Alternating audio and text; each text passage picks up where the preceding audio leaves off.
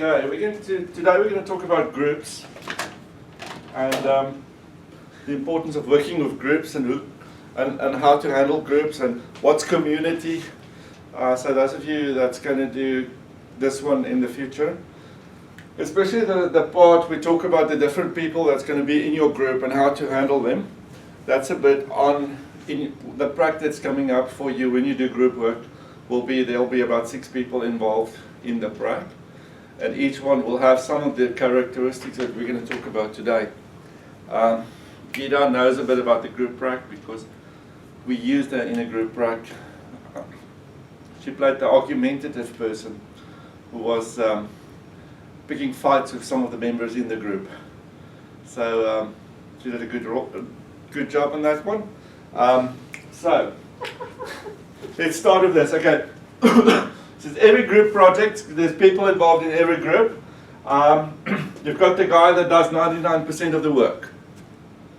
Then you have the guy who has no idea what's going on. He's just part of the group, but he's got no clue what's happening. He just shows up. Then the one that says he's going to help, but he's not helping at all. And then you've got the guy that disappears at the very beginning and doesn't show up until the very end. And when he shows up, he normally takes all the credit for the whole thing. So that's some of the people that's in groups. Now, first of all, when you start working with your group, I got this from Scott M. Peck. He wrote this about the 4 stages of achieving community. Isn't he the ACT guy? No, that's someone else. Oh. Okay, Scott M. Peck wrote that book, A Road Less Trailed. I've read that. Yeah. He starts with the first sentence and says life is difficult. So that's Scott M. Peck. But he wrote the stages. Now, when you work with groups of people, we also talk about getting them to become true community. Okay. So true community is when we are really honest with each other.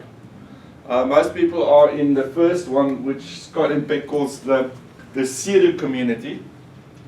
So people pretend to have an open and balanced friendship with each other. That's like us here at this class. That's like us. I find that lots of people, especially in churches, that are in Pseudo community. How are you? I'm good. Love you. You're nice. It's like we're not honest with each other. It's like you irritate the wax out of me, but I'll be nice to you because we're in Pseudo community. It's like students come here, it's like, hello, how are you? It's like, but actually in true meaning is I want to say to you that I absolutely hate your guts. But I can't say that because I'm supposed to love you. So that's pseudo community. So everywhere you go, most of the places we go to, you'll find that people are in pseudo community. Isn't it ironic though? Yeah, it's ironic. People would rather go and talk to Katie than actually go and say to somebody's face, you're annoying. Yes. Or tell someone else. Instead of the person. That's why we are in pseudo community. Everywhere you go, people pseudo community. So Scott M. Peck says there's 4 stages for us to move from pseudo into true community. So when you've got a group of people, especially in counselling, you need to get them out of this community, especially if you do group work with them.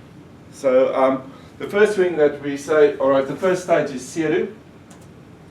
Then we move into a second stage, according to Scott Peck, which is called chaos.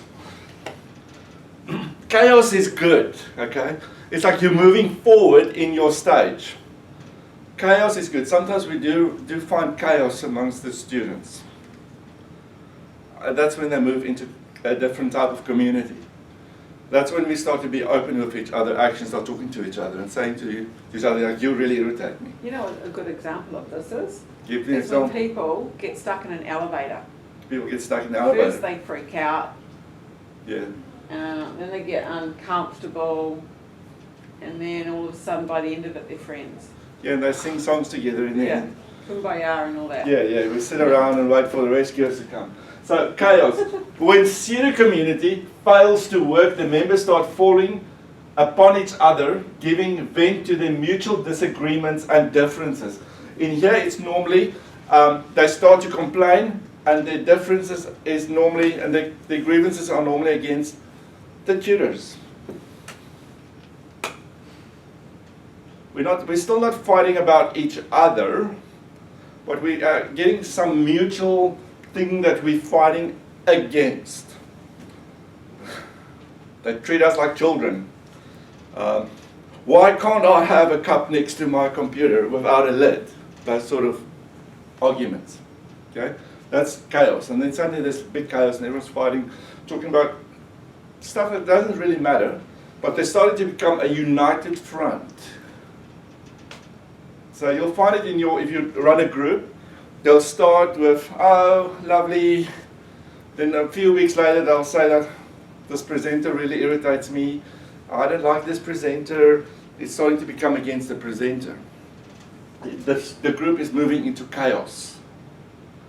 So don't feel bad if you're running a group and suddenly you find your group is moving into chaos. Okay? It's a time when the people in the community realize that differences cannot simply be ignored. Chaos looks counterproductive, but it's the first genuine step towards community. So chaos, we don't really gel together with certain people, a specific person, we get a united problem. Then we move to emptiness. Scott and Peck says, after chaos comes emptiness. At this stage, the people learn to empty themselves of those ego-related factors that are preventing their entry into community. Emptiness is a tough step because it involves the death of a part of the individual, your ego. He says, actually, this is when we're starting to become more honest with each other.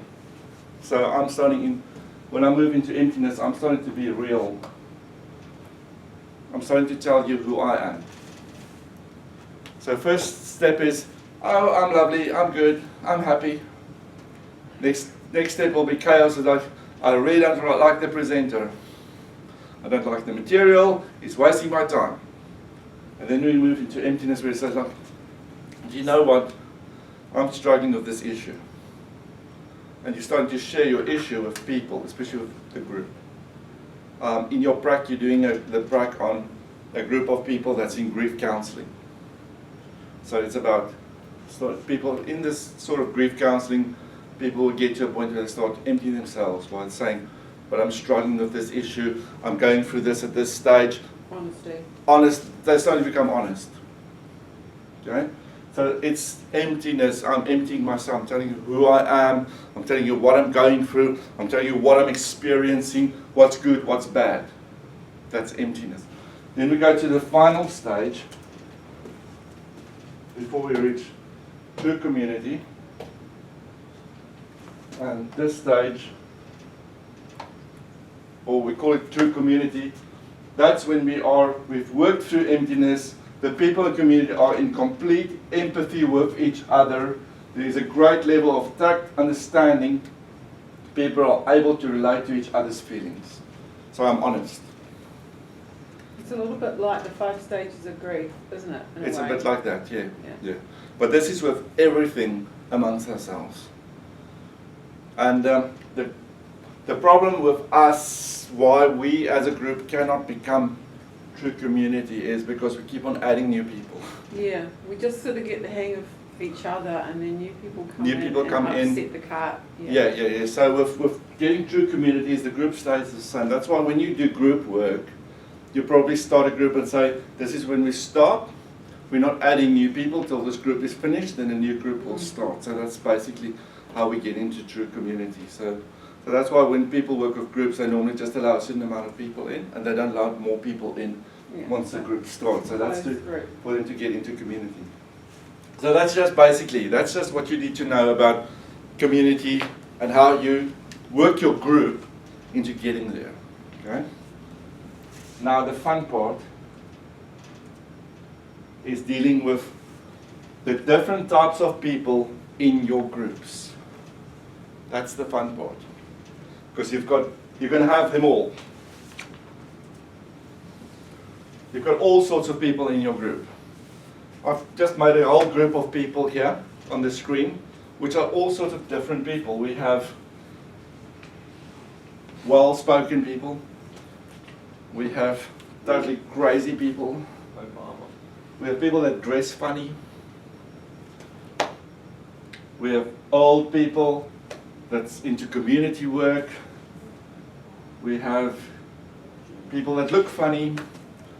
So there's all sorts of people in your community or in your group. And the fun part is we need to know how to work with each one of them. So here are the people. The too talkative person.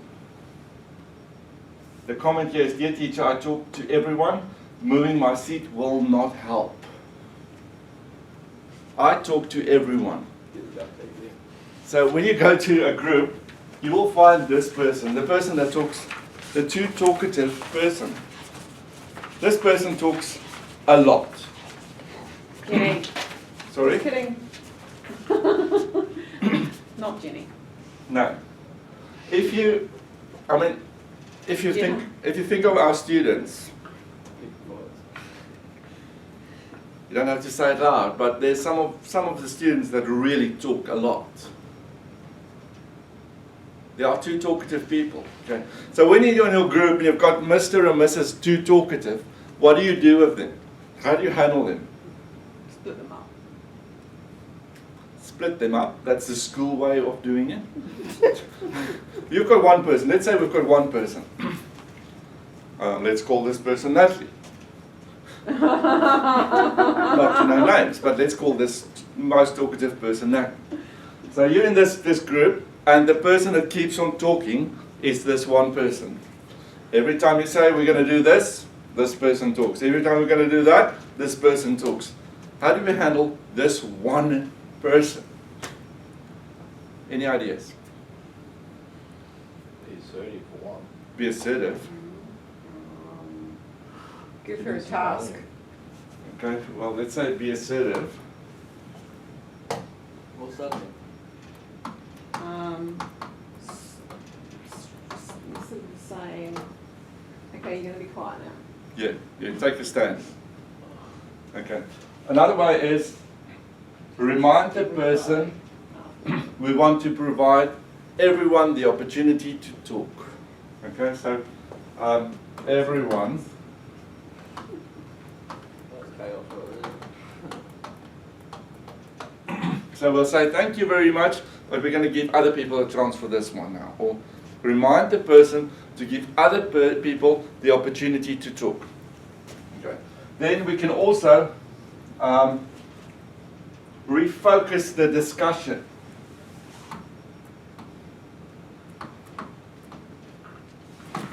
Refocus the discussion. We said, yes, that's good. All right, now, what do you say? What does this side of the room say? What does this side of the group say? Refocus the discussion. Where do we go with this? Okay? It's like to take the focus away from the one person.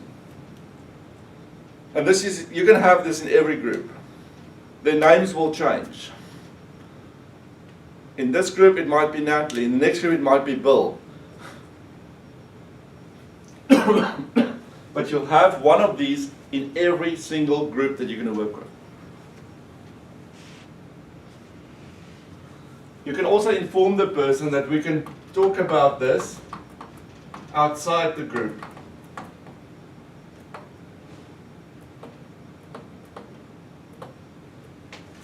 So you can say, it's going to be tea time soon. Let us talk about, you come and talk to me about this issue after when it's tea time. So just try and refocus and make sure that this person does not rule the whole communication process or rule the whole group. Or everything that we do is just around this one person and their ideas. Okay? So this is the too talkative person, the person that talks a lot. And I promise you, you're going to have this person in your group.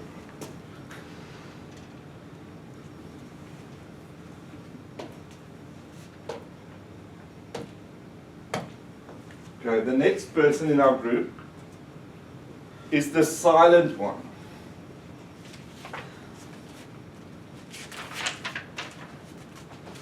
Okay, this person will be in your group, the one that doesn't talk a lot. The silent one, the silent person, the one that's not really there. He just sits there in the corner. So how do you approach the silent one? Ask a question. Any ideas? Ask questions. Ask them your direct questions. Ask them the direct questions. So you ask them.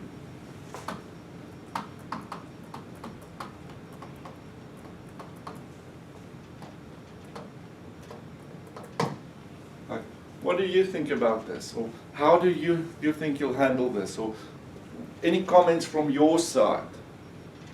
Okay? Ask them. Call on them first. When you start to ask for a discussion or something, say, hey, Jenny, what do you think about this? Okay? You ask them first. Okay? Ask first. And then the next thing is also respect the person.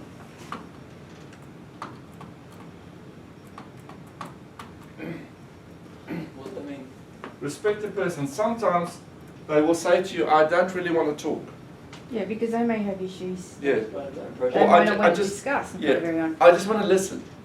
Mm.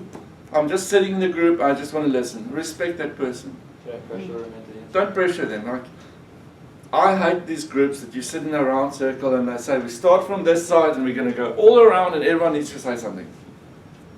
Some And then- people is actually introverted. Yeah, or you don't feel like saying something. And then when you say something, it's like, you feel like, sometimes it makes you feel really like stupid. So I keep my mouth shut. Or you're the poor guy that sits on this side of the room and they start on this side and everyone's saying something, by the time it gets to you, there's nothing more to say. Or everyone said it already. Or everyone said it already. So just be aware of your silent person who doesn't want to talk. Or say to, we're going to go around the room, we're starting on this side, but if you don't want to say, just say pause. Let them pass you or something. Okay, but don't force people. It's like if they say, I don't want to speak, don't let them be forced to speak. Okay? So just respect your group members. Now you get this person.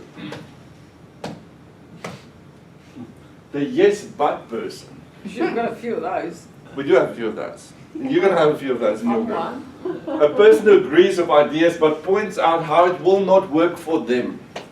They're the frustrating ones. They're the resistant ones. Yeah. Like, that's a good idea, but. But I'm different. Yeah, that will never work for me. You don't know my situation. You don't know what's happening with me. That's a good one, but. Have you ever seen this situation? But it's so. How do you deal with this person except from getting to a point where you just want to slap them? You can't do that with group work. Okay, you can't really show that you're upset with people. So, first of all, acknowledge the person's concerns. Say, okay, good. We acknowledge you. Yeah.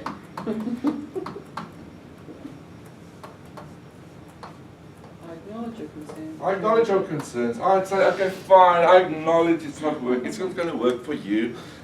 Let's think of something else. Group, what do you think can work for this person? After about 3 yes buts, let's move on to another topic. Just say yourself a goal, say it 3 times, that's it. I'm not going to ponder the whole time on this one issue with this one person who nothing works for. So just ignore that at one stage and move on. And then also open the discussion to the group. Say, okay, that's not going to work. What do you guys think? No, she's a little goblin. Sorry? He's got heaps. Yeah. What's going to work for you? Okay? Smart. So let's say about 3 times. Move on. Of group discussion.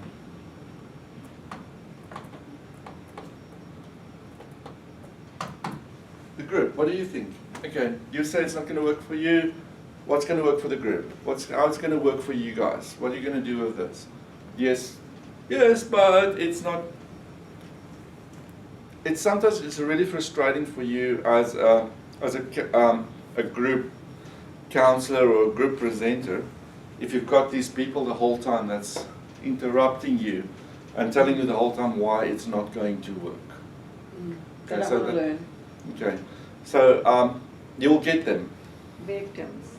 You'll get them. Yeah. Another way is for them to say, okay, let's move this, let's talk about this after the session. Okay, we're going to move on, let's talk about it afterwards. Okay. Sometimes you're going to be so busy at tea time, all you want is to have a cup of tea, but you've got all these other people that you need to address during your tea time. Okay? But be aware of them, and also be aware that they will have an influence on the success of your group. Especially if they get to the point where they actually hog the whole group. They hog the whole conversation, the whole thing that it's about. Some people do that, and try and be aware of that. Okay. Then you get this person, the argumentative one. This one just wants to argue. Everything you say, they argue about. They know better about everything. Everything you say is not good enough. They come into the group and they want to show you that they can argue every point. They go the opposite. They go the opposite direction. If you say, for the next, we're going to have tea at 10, they'll say, would it be better to have it at 10:30? Oh, yeah. I can be like that sometimes, but most of the time I'm pretty good. Most of the time. Okay, good. Thank you for being pretty good today.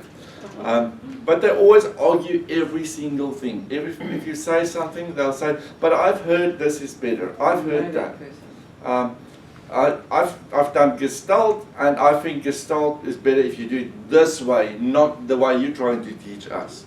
But they may have transference They may have transference, yeah. or a whole lot of resistance on the subject. There may be something.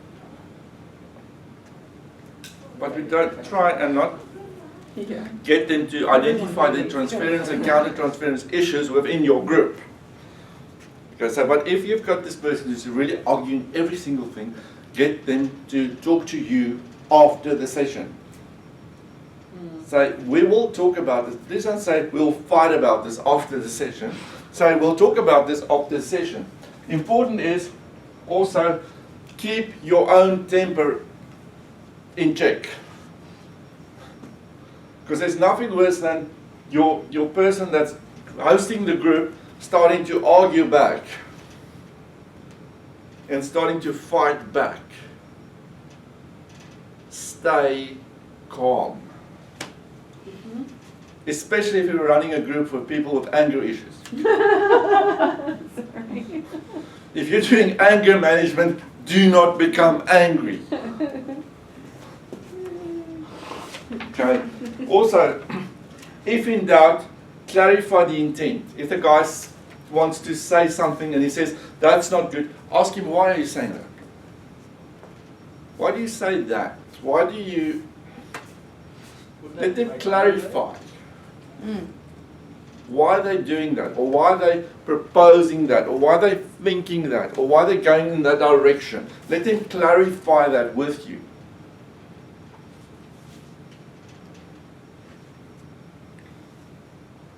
If this person is really, really argumentative and so and say, okay, let's call someone else. What about you? Would you tell me a bit more about how you feel about this issue?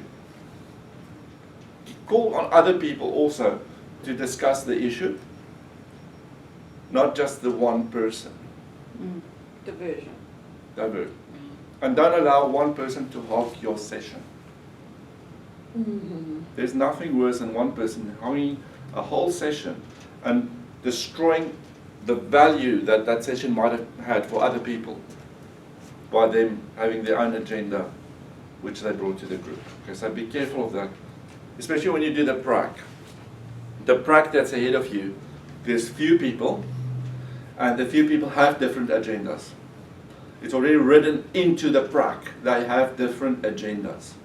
So you can have the Mr. Talkative, you can have the sad person, you can have the old man, you can have a young person. They're all in your prac. Okay. And part of your prac successful rate, or to be successful in the prac, is how you handle these different people. and I'm choosing the people very carefully for every person.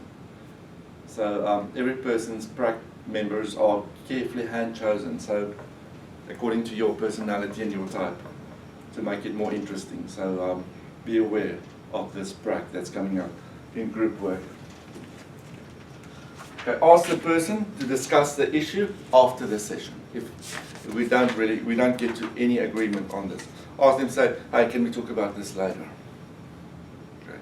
So we're going to look in this prac, we're going to look at how you conduct this whole thing. Okay. Then we get the angry person. You will know one when you see one. The anger has nothing to do with the group or the leader. They're just angry.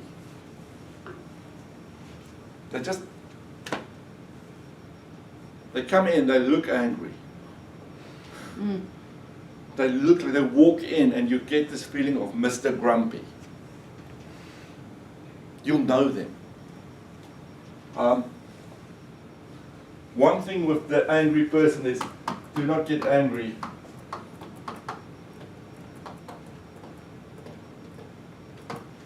Don't you get angry.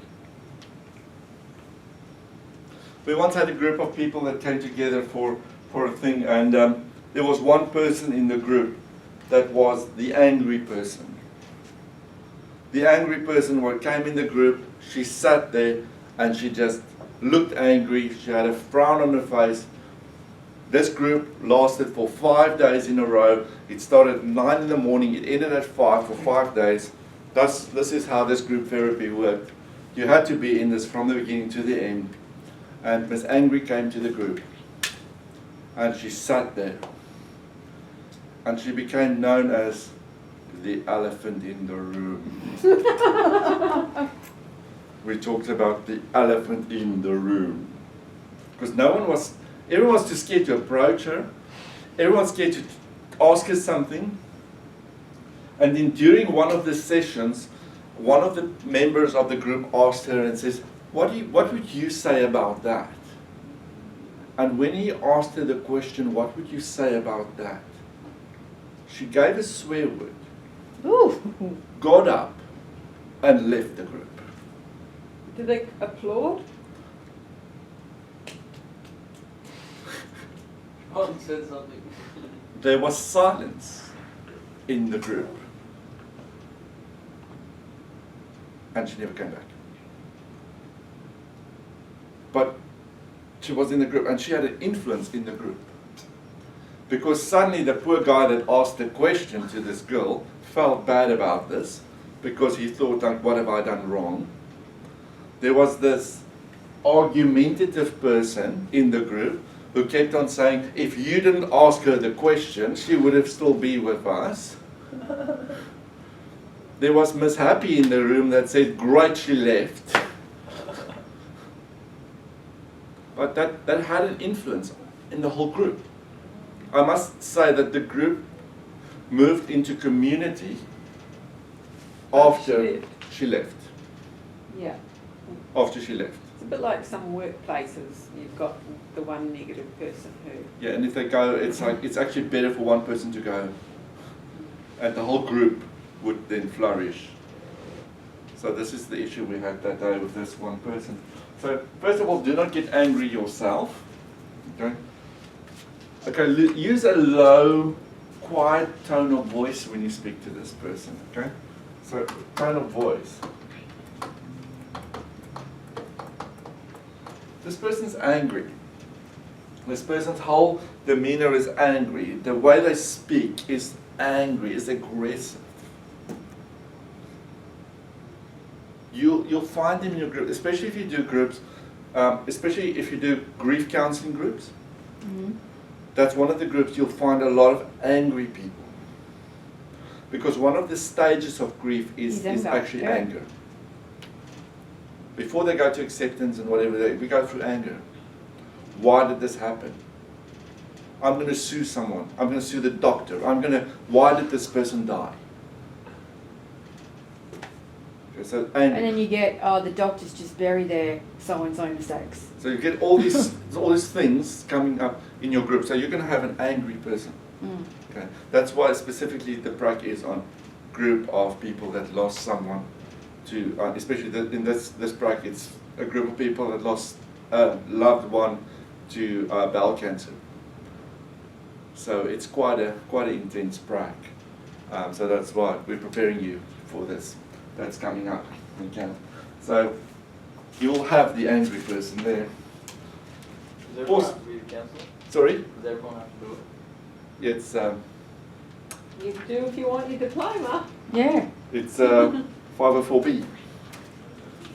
Facilitate groups for individual outcomes. Okay, so that's the prac. It's a very interesting prac. Okay, validate the person's perceptions, interpretations, and emotions when you can.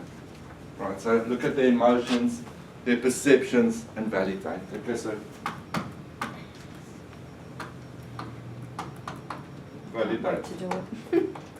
Validate the person's emotions. I think you can validate within reason. Yeah. If they're really swearing at you. No, it's like not. Yeah, within reason. You're not going to say, "Oh, thank you for that," or "I appreciate the fact that you just swore at me." No, don't do that. Yeah. At least you spoke. It also depends on what sort of group it is. If you're running an anger management group, that might happen. Mm. But be aware of the group that you're working with. Be aware of who they are and the different people that you've got in your group. Mm-hmm. Anger's also a stage of post-traumatic stress or trauma. Or trauma, or there's different types of groups and different types of people, and as you develop in being a counselor,